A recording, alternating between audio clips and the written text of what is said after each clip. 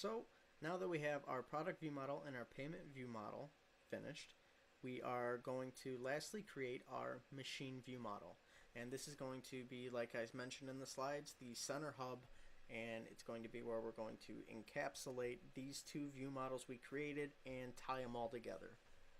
So we're going to go to our view models, add, class. We're going to name it machine view model. Okay. And we're going to make this public. And like we did with the other two, it's going to be derived from our observable object. And we're going to create a public observable collection. And we're going to have to hit control period and add in our system collections object model. And this an observable collection is essentially like a list. But the difference is when our properties change, such as when we add items and remove items from the list, instead of needing to call our on property changed in our observable object, this will automatically be detected. So it's essentially like a WPF friendly list.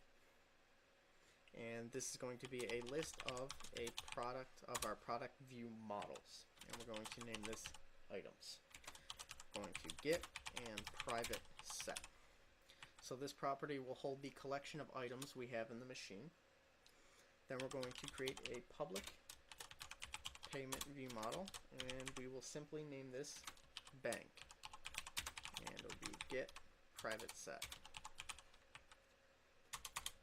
Now going to type in ctor tab, and we're going to instantiate everything we need. So we're going to say our bank equals a new payment view model.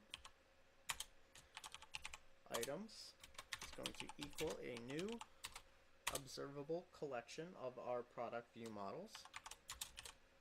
And here we're going to have curly braces with a ending bracket here, and we're going to just by default have some concrete products that we'll add into the view model.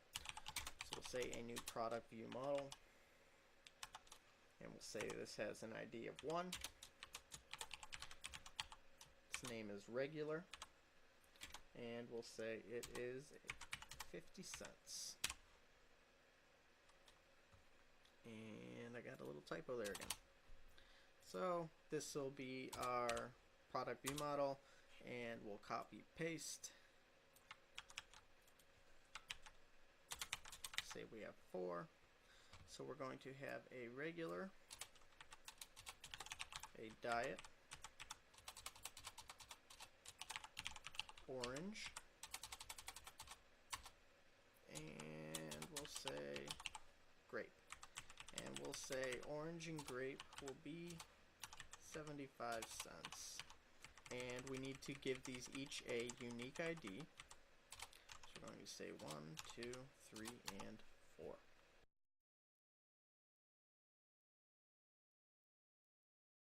We're going to work on a few other things. One of these is going to be to purchase an item. So we're going to say public void purchase, and we're going to do an object parameter because we are not implementing, or I'm not teaching the using the WPF commands. So we're going to do it a little against the grain of what MVVM is designed for, and we'll cover commands perhaps in another tutorial. So we're first just going to send an object called item,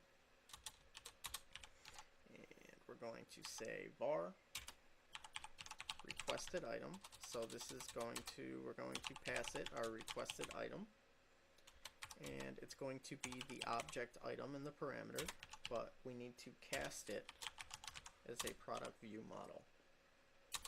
And then we're going to access our bank and say call our selected price method, and in here we're going to say our requested item dot information, because we made that information property, and price.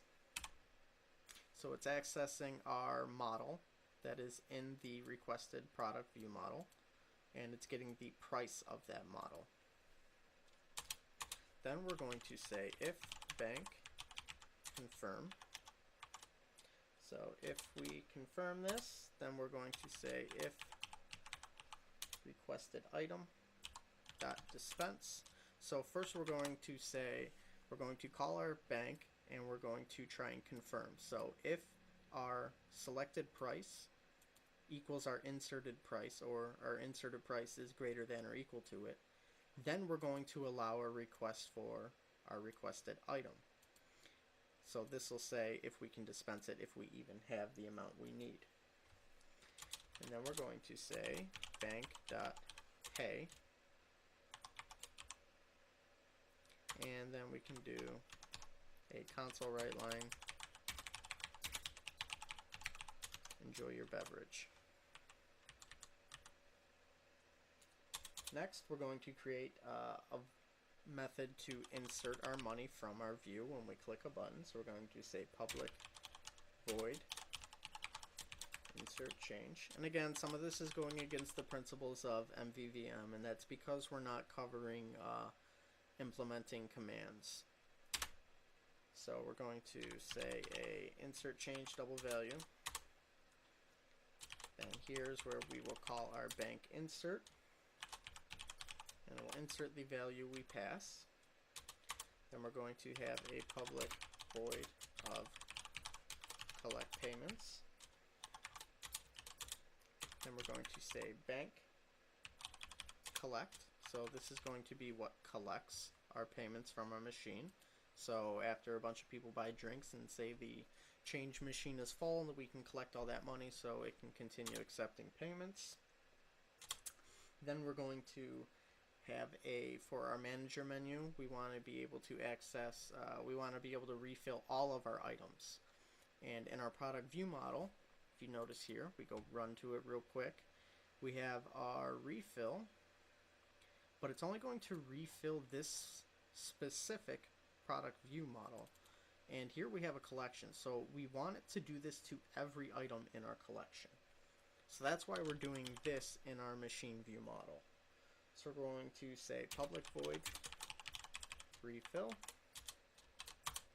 and we're going to do a for each loop. So for each item, each product view model in our items, we're going to say we want it to call its refill method. Then we'll do a console write line, and we'll simply say machine has been refilled. And this is also, if we wanted, we could say how much it refilled by getting our, go to our product, by getting, it'll return our amount. So we could in our machine view model say how much has been returned, but we'll maybe tinker with that later. Because now last we want our public void empty. So we're going to do the same thing like we did for refill, but rather this time it's for empty. And we're going to copy paste. And instead of our refill, going to call our item.empty for our product view model. And we're going to say machine has been cleared. So just to run through this real fast, we have a collection of our items, which is our product view models. We have a payment view model for our bank, and in our constructor we instantiate a blank bank view model. Then we have our items, which we just give 4 concrete ones right now. We have a item to purchase, so this is going to get a requested item, because since we're going to be doing binding, we're going to be able to send it an object, which is going to be the product view model, but we need to cast it. And then once we cast it, we can set our bank selected price to our requested product view model, get its information and its price, so its selected price will be the one of that view model. Then we're going to call our bank payment So our bank payment, and we go to confirm, so it's going to make sure that we have the inserted value that we need for our total. Then it's going to request a dispense, so if this item is able to be dispensed. So if we have the amount of money and it's able to be dispensed, then we will do our payment. And then we will say, enjoy your beverage. Then we can also insert change to our bank, collect the money from our bank, and refill all the items in our collection and empty all the items in our collection.